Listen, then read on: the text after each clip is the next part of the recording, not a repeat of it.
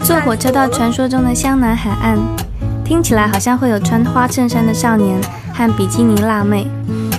所谓的湘北，就是灌篮高手的那个神奈川县的一个地区。樱木花道是湘北高中篮球队的，湘南理所当然是在湘北的南方。至于清楚的地图上的位置，我放弃。详细情形我记不清楚了，虽然只是几天前的事情，存在我的脑海中只剩一些块状的片段。火车两边的风景，长长的车厢可以从第一节直接看穿到最后一节。有些路段两旁的房子靠得好近好近，火车好像被夹在矮房子的中间，冲动的逃脱。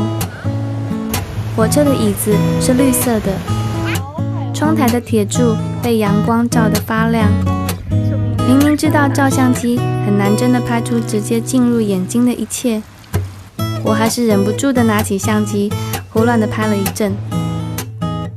拍累了，想看看坐在对面的人，对于眼睛看到的景色着而已，不像我掩饰不住心里的激动。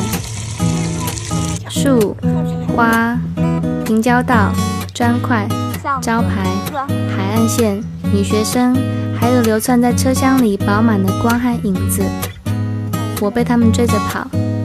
下午4点关闭的湘南海岸，只有我和欧巴桑没有穿比基尼。